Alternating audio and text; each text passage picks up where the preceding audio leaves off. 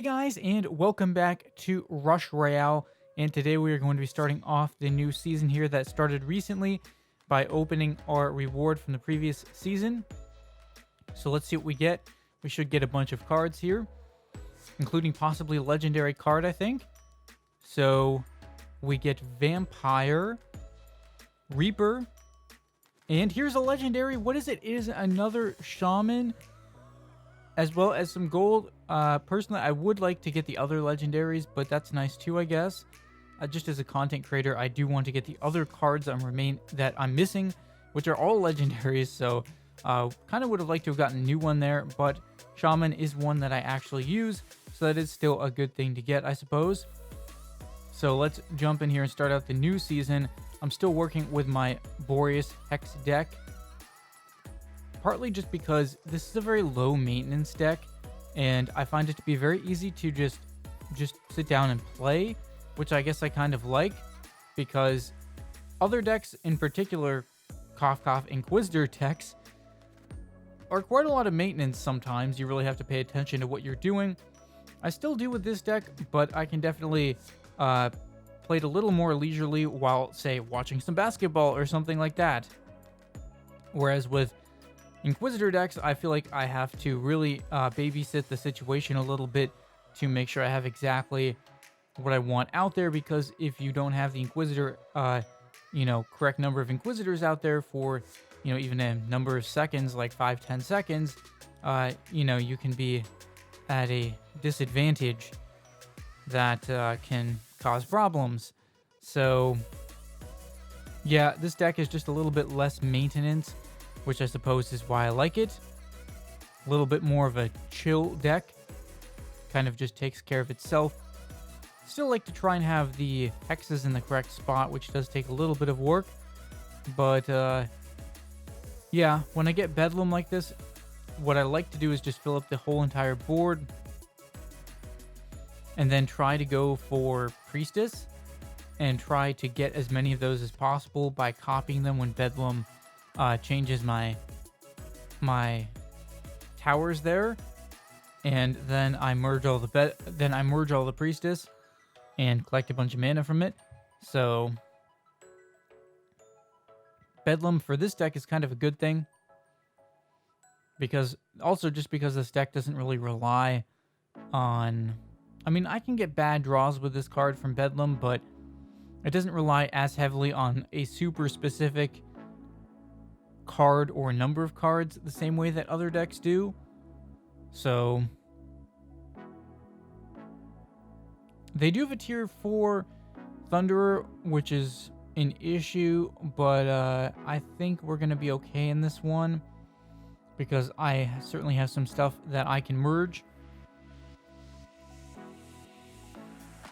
I would like to get these hexes kind of sorted out here, so yeah, I'm sorting things. I have a weird assortment of hexes here, but it seems to be working out okay. I'd like to get a little bit more firepower better distributed, because my two highest tier stuff are hexes. So I prefer to have the highest tier stuff be DPS cards, and then the hexes are kind of more support. The hexes really do start to pay off, though, in the end game, the later rounds. That's where I really start to value the hexes, because they sort of help the Boreas. They sort of help Boreas scale a little bit better with some of the end game.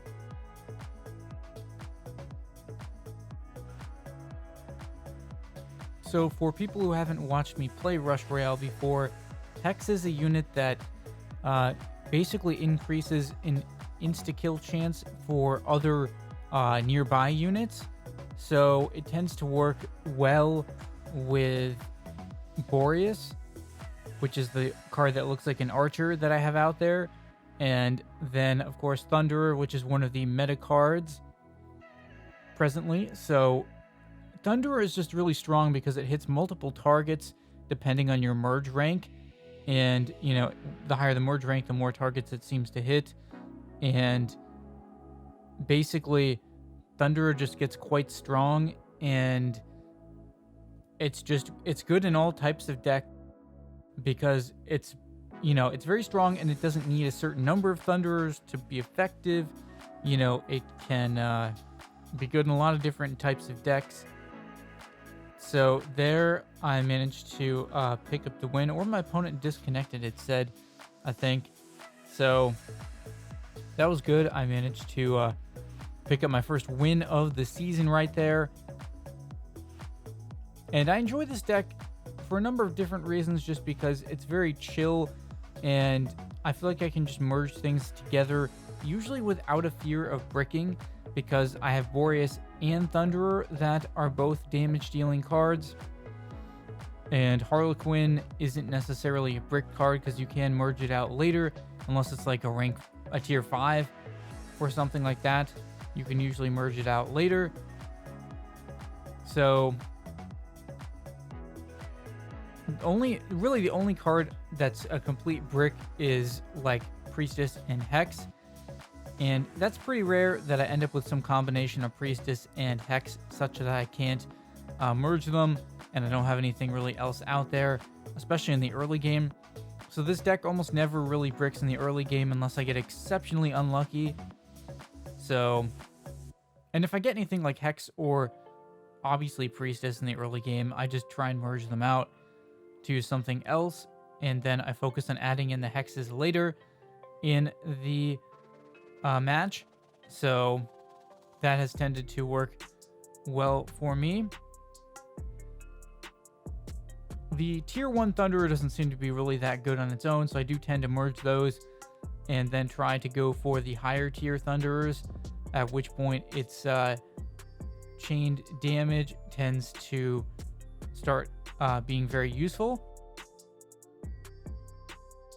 I'm curious to see how long Thunderer is going to stay as kind of the top meta card, though, because it's so useful in so many different situations that I feel like it ought to almost maybe get a slight nerf, because just to make it, because right now it gets used, Thunder is getting used in so many different decks. It's like good with everything, it feels like, especially Grindstone among others.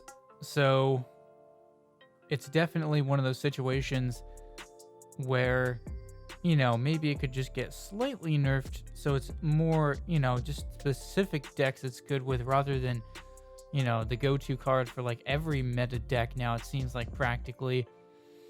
So we'll see how that goes, but hopefully the meta can continue to stay healthy. So picking up another win there. I'm enjoying this deck, and I'll probably try running the Thunderer Grindstone a bit. I think the only reason I really wasn't running it too much is mostly because of the fact that, well, everyone else is running it, it felt like, or a lot of people certainly were. So it got a little boring to play against, and probably boring to play with as well. So I've been trying to mix it up with a few other things. And I do enjoy playing with Priestess, that's for sure. It's fun getting to merge a lot, which is what Priestess is all about. And Priestess works great with Harlequin, obviously. So that is that. I definitely want to play a Dryad deck soon. I kind of want to try like Dryad and Thunderer. So we're going to, I think we'll do maybe a video with that as well, because I thought that was kind of an interesting combo, or at least in the early game it is. My experience thus far with Thunder and Dryad is that, you know, it's kind of a one-trick pony. Like, once you get to the later stages, certain support cards can be better than having a Dryad, but in the early phases of a match, it definitely can pay off to have Dryad, because you're pretty much guaranteed to get what you want. And, you know, especially it can very easily help you to get a tier 3, tier 4 Thunderer, and in the early stages of a match, that can be very, very beneficial. But yeah, once again, this has been kind of my go-to chill deck for ranking up with. But I got some other ones I want to try out, definitely, for sure. And I think Thunderer, Dryad.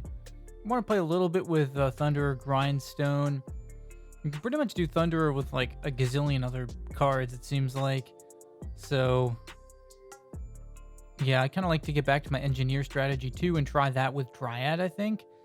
That might be kind of a fun one. I haven't done Engineer in a little while. It's still, I think, a really fun deck, though.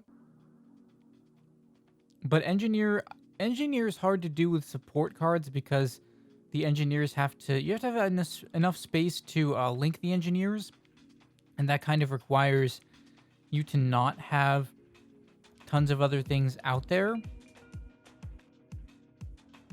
So that is partly why the Engineer doesn't pair as well with certain other support cards, I think. Like, I probably wouldn't really use it with, say, Hex or something, because with Engineer, you're trying to save spaces to make sure your Engineers are linked at all times, usually. And that strategy just has kind of a different set of priorities. And that's part of the challenge in this game. And what I like about it is the fact that you have so many different strategies, and they require sort of different mindsets in terms of how you play them. So this match definitely seemed to be behind here. It did not help that I had a tier 4 priestess, and I felt kind of bricked by that, unfortunately. As you can see, not in good shape. And somehow I managed to hang on to Gorgon and still stuck with this tier 4 priestess. But I did manage to make it to Gorgon, and I filled all my spaces on the board to try and minimize Gorgon's effect. And it looks like I'll be able to take out Gorgon, so we are going to survive this boss round. At first, I wasn't sure if we'd be able to survive it, but luckily we were able to. So we get Gorgon again, which means we're going to be stuck with that priestess for the foreseeable future, which kind of sucks. So I will have to figure something out in terms of how we use that or get rid of it.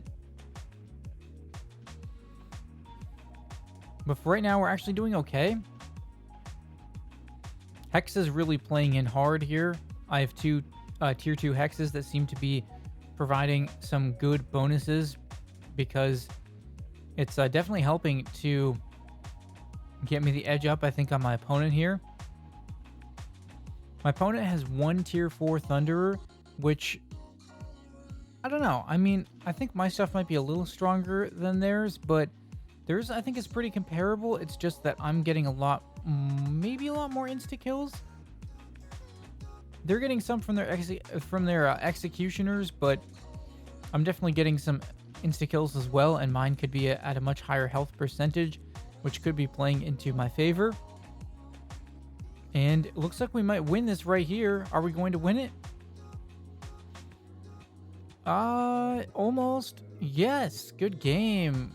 Nicely done. Glad I was able to pick that one up. So, getting back into the new season and collecting some rewards. I didn't realize you could get rewards more than once. I thought it was just one time, so that's pretty cool. You can get them next season too. So leave a like if you enjoyed. Let me know what you thought about this video in the comments and what other types of content I should create. Maybe subscribe if you're new to the channel. And thanks for watching, guys, and stay tuned for more videos.